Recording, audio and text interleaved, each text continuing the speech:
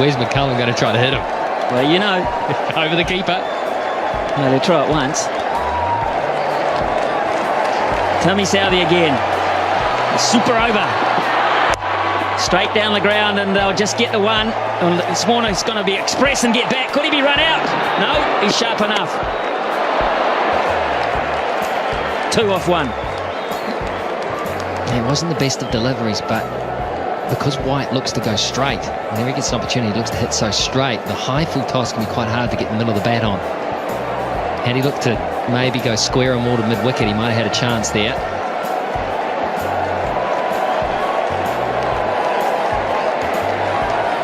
New Zealand will use Martin Guptill, Ross Taylor and Brendan McCullum when it's their turn to bat. And it seems a long way away at this point. Here's Southey again.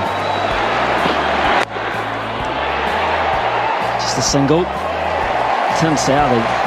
He's bowling a season's worth here.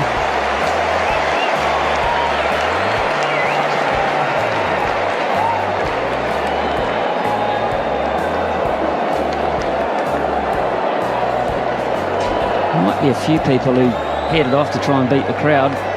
They're wondering what all the yelling's about. What are they still doing?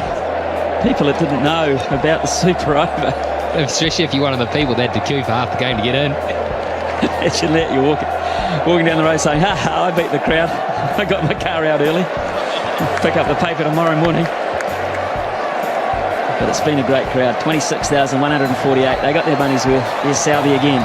Warner on strike. Oh, Southey.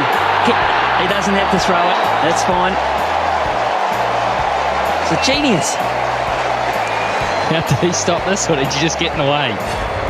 I reckon he could bat too. Maybe they sent him out to bat. He's trapped that. White wanted to get the strike. Warner wasn't prepared to risk it. So he's bowled 3 balls for 3 runs. And Warner has 3 balls to work his magic. Can he do it? That's big. How big? It's going to be caught. It's going to be taken. Not big enough. Nathan McCullum. The most important thing there, it's a dot ball. And Australia only have 1 wicket up their sleeve, but White gets on strike.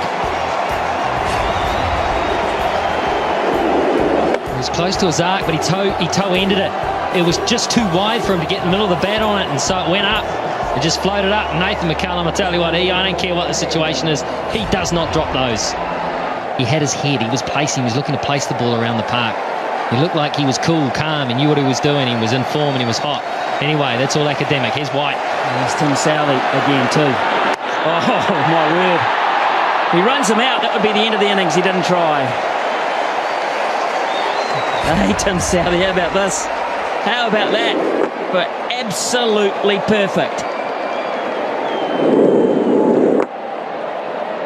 Well, is Brendan McCullum man of the match if New Zealand win? Of course he is.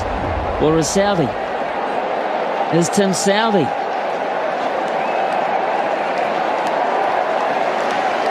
Well, if one super over can do it for you, then maybe he is. 4 overs, none for 44 in regulation, and we're thinking about him as man of the match. Last ball, super over. And that'll only be 1. They'll run again, and mow as well.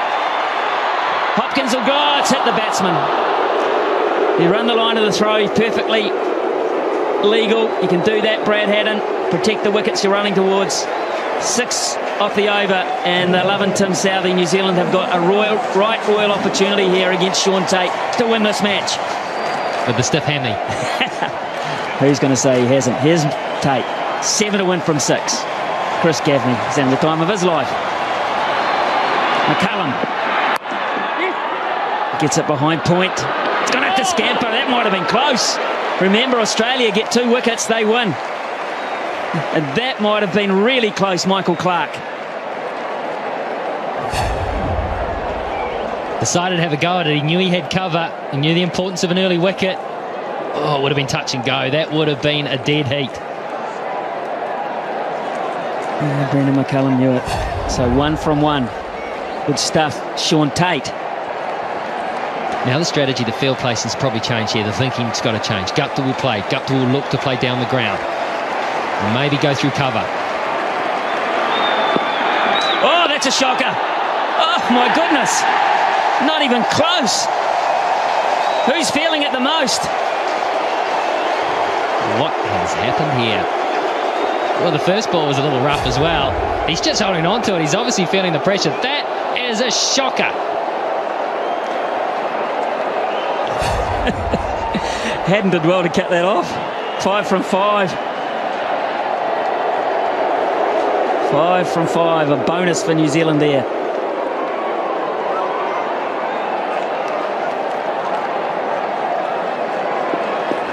And take the one. They can take a single. They've got McCullum at the other end, chumping at the bit to have another go. Here's Tate. What can he come up with here? That was wideish too. That might have pushed the boundaries. Clark again misses. Another run-out opportunity. And that was a crucial one. That would have been the make-up after the wide, because that would have been a wicket and also would have been a dot ball. He had time too here, Clark, and he's the type of guy that normally hits. He is such a good cricketer. Guptill gave it everything. He had time to steady himself, take aim. It would have been out. Yeah, it would have. It would have, and I don't think it would have missed by much. Michael Clark doesn't miss very often. Now then, McCullum on strike. 4 to 1, 4 deliveries. Here we go. Gaffney calls it a wide, and they run one as well. McCullum put pressure on by taking the shot on, and Tate has not reacted well to the situation. Well, this ball looked to deflect. Let's have a close look at this, because if he misses it, yeah, I think fair enough. I've seen closer ones than that call. Well, there's no argument from Australia, to be fair. No argument whatsoever. 2 to 1 from 4 balls now. Gets it over the top away. New Zealand have won behind point. It's a ripper from Guptill. Tate couldn't handle it. Too much width, too much pressure. And New Zealand, well, they had it won once. They let it go, and they've won it again. What a day. Who would have thought? Who would have thought that in that situation it would have been the Australians to get it completely wrong, to fold, to buckle under the pressure? New Zealand.